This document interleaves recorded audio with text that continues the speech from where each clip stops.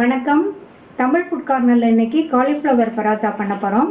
இதை பிரேக்ஃபாஸ்ட்டாகவும் சாப்பிட்டுக்கலாம், டின்னராகவும் சாப்பிட்டுக்கலாம். இப்போ எப்படி பண்ணுறதுன்னு பார்க்கலாம். இந்த பாத்திரத்தில் 1.5 கப் கோதுமை மாவு, இந்த மாவுக்கு தேவையான அளவு உப்பு சேர்த்து நல்லா ஒரு தடவை மிக்ஸ் பண்ணி விட்டுட்டு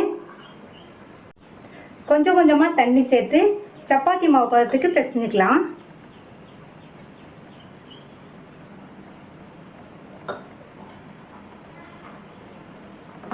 கொஞ்சம் கொஞ்சமாக தண்ணி சேர்த்து பிசைஞ்சாச்சு.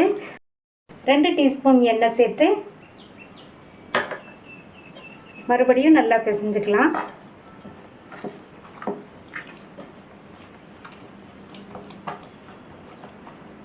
மூடி வச்சிடலாம். மாவு 15லேருந்து 20 நிமிஷம் நல்லா ஊறட்டும்.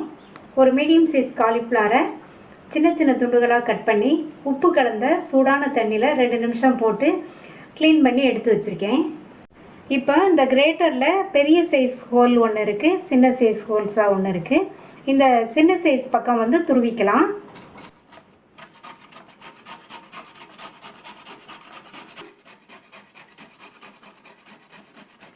துருவின காலிஃப்ளவரை ஒரு காட்டன் துணியில் போட்டு வச்சுருக்கேன். இப்போ இதை கொஞ்சம் கூட தண்ணியே இல்லாமல் நல்லா பிழிஞ்சு எடுத்துக்கலாம்.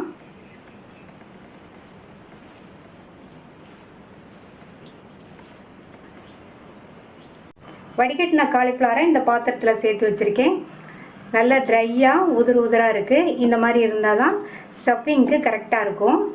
இது கூட 1 டீஸ்பூன் துருவின இஞ்சி, 1 பச்சை மிளகாய் பொடியாக கட் பண்ணது, 1/2 டீஸ்பூன் சீரகம், 3/4 டீஸ்பூன் தனி மிளகாத்தூள், 3/4 டீஸ்பூன் கொத்தமல்லி தூள், 1/2 டீஸ்பூன் கரம் மசால் தூள், 1/2 டீஸ்பூன் ஆம்ச்சூர் பவுடர், 2 பிஞ்ச் பெருங்காய பவுடர், பொடியாக கட் பண்ண கொத்தமல்லி இலைகள் 2 டேபிள் ஸ்பூன்.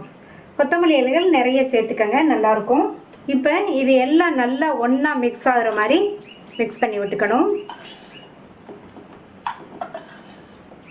இதுக்கு வந்து உப்பு சேர்க்கலை, இப்போ சேர்க்கக்கூடாது. நம்ம பராத்தா தேய்க்கும் போது இந்த ஸ்டஃபிங்க்கு தேவையான அளவு உப்பு சேர்த்து ஸ்டஃபிங்கை வைக்கணும். இப்போவே உப்பு சேர்த்தோம்னா இந்த ஸ்டஃபிங் வந்து சொதன்னு ஆயிரும். 15 நிமிஷம் ஆச்சு. மாவு நல்லா ஊறிடுச்சு. மறுபடியும் இதை ஒரு தடவை லைட்டாக இந்த மாதிரி பிசைஞ்சு விட்டுட்டு உருண்டைகளாக பிரித்து வச்சிடலாம். இப்போ உருண்டைகளாக பிரித்து வச்சாச்சு. ஸ்டஃபிங் வைக்கிறதுனால கொஞ்சம் மாவு வந்து தாராளமாக எடுத்துக்கணும். பரோட்டாவை தேய்க்கிறதுக்கு முன்னாடி இந்த ஸ்டஃபிங்க்கு தேவையான அளவு உப்பு சேர்த்து நல்லா ஒரு தடவை கலந்து விட்டுறலாம். பிரித்து வச்ச மாவுலேருந்து ஒரு உருண்டை மாவு எடுத்திருக்கேன். இதை கோதுமை மாவில் நல்லா பிரட்டிட்டு நல்லா தட்டி விட்டுட்டு நம்ம ஸ்டஃபிங் வைக்கிற மாதிரி இதை வந்து நல்லா அகலப்படுத்தி கொண்டு வந்துடணும்.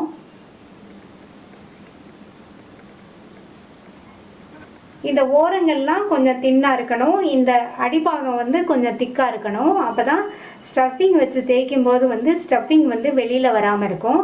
இப்போ ஸ்டஃபிங் எடுத்து வச்சிடலாம். ஸ்டஃபிங் வந்து கொஞ்சம் தாராளமாக நிறைய வைக்கணும். இப்போ இதை க்ளோஸ் பண்ணிடலாம். இந்த மாதிரி மடிப்பாக வச்சு இந்த ஸ்டஃபிங்கை உள்ளே தள்ளி விட்டுறணும்.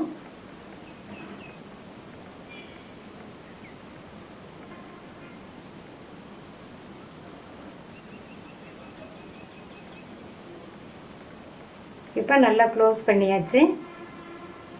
மேலே உள்ள கொஞ்சம் எக்ஸ்ட்ரா மாவை மட்டும் எடுத்துடலாம். இப்போ இதை மறுபடியும் மாவில் பிரட்டிட்டு இதை நல்லா ப்ரெஸ் பண்ணி விட்டுக்கணும். இந்த மாதிரி ப்ரெஸ் பண்ணி விட்டோம்னா உள்ள ஸ்டஃபிங் வந்து எல்லா பக்கமும் பரவலாக இருக்கும். ஸ்ப்ரெட் பண்ணி விட்டுட்டு நல்லா ஒரு தடவை இந்த மாதிரி லைட்டாக ப்ரெஸ் பண்ணி விட்டுக்கோங்க. இப்போ தேய்ச்சிடலாம்.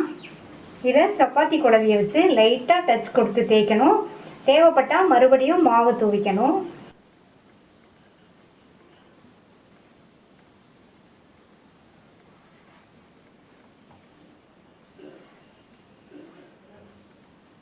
நல்லா பெரிய ரவுண்டாக தேய்ச்சாச்சு. தோசைக்கல்லில் போட்டு எடுத்துடலாம்.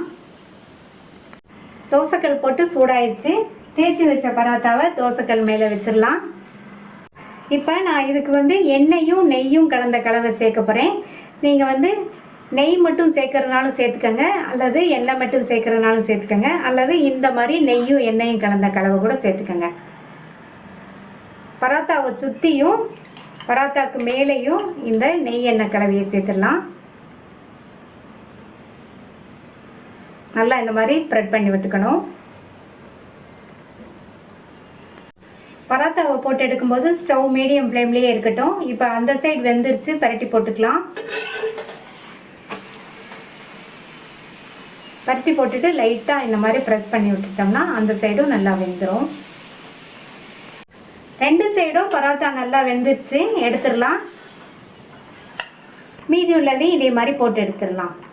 சுவையான காலிஃப்ளவர் பராத்தா ரெடி ஆயிடுச்சு. இதுக்கு சைட் டிஷ்ஷே தேவையில்லை, அப்படியே சாப்பிட்றதுக்கே ரொம்ப ரொம்ப சூப்பராக இருக்கும். விருப்பப்பட்டால் தயிர் அல்லது கிரீன் சட்னி வச்சு சாப்பிட்டுக்கலாம். நான் இன்னைக்கு தயிரோட சர்வ் பண்ணியிருக்கேன். இந்த டேஸ்டான காலிஃப்ளவர் பராத்தாவை ட்ரை பண்ணி பார்த்துட்டு உங்கள் கமெண்ட்ஸை சொல்லுங்கள். இது வரைக்கும் தமிழ் ஃபுட் கார்னர் சேனலை சப்ஸ்கிரைப் பண்ணாதவங்க சப்ஸ்கிரைப் பண்ணிவிட்டு பக்கத்தில் உள்ள பெல் பட்டனையும் கிளிக் பண்ணிக்கோங்க. தேங்க்யூ.